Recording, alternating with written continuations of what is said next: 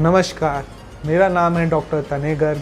मैं हूँ एक हार्ट सर्जन जो आज आपके बीच बाईपास सर्जरी पे रोशनी डालना चाहूँगा। तो क्या होती है कोरोनरी आर्टरी बाईपास सर्जरी और कब हमें इसकी ज़रूरत पड़ती है?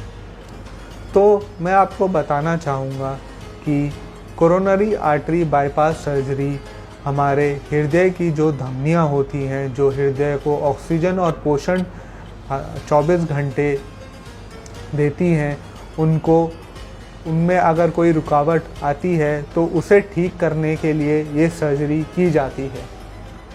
आपने एंजियोग्राफी और एंजियोप्लास्टी का तो नाम बहुत सुना ही होगा, किंतु कभी कभार ऐसा होता है कि कुछ पेशेंट्स में हम एंजियोप्लास्टी नहीं कर पाते क्योंकि या उनकी तीनों नसों में ब्लॉकेज होती है या ब्लॉकेज इतनी ज़्यादा होती है कि वो एंजियोप्लास्टी से सही नहीं हो सकती।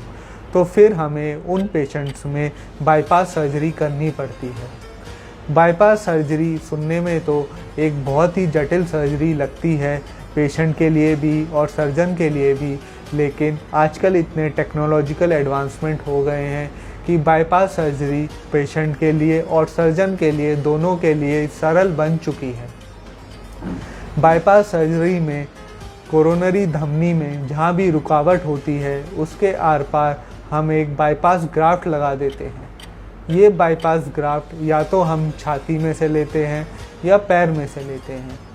आपको पता ही होगा, जैसे नदी के ऊपर ट्रैफिक अगर जाना हो तो उसके ऊपर हम एक पुल बना देते हैं ताकि उससे ट्रैफिक पास कर सके। इसी तरह अगर किसी भी कोरोनरी धमनी में कोई ब्लॉकेज होती है तो उसके आर पार हमें एक बाईपास ग्राफ्ट लगाना होता है।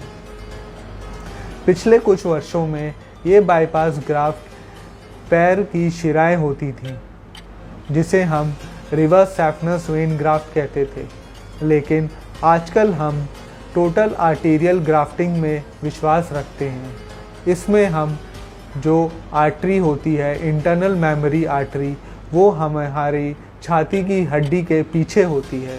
इसी को हार्वेस्ट करके हम बाईपास ग्राफ्ट की तरह इस्तेमाल करते हैं और पेशेंट को सही करके घर भेजते हैं। बाईपास सर्जरी का सबसे बड़ा महत्व है इसकी लंबी उम्र। एक बार एक पेशेंट की बाईपास सर्जरी हो जाती है तो वो लंबे टाइम तक एक नॉर्मल व्यक्ति के तरह जी सकता है। इसकी लाइफ एंजियोप्लास्टी में लगने वाले छल्ले से भी ज़्यादा होती है।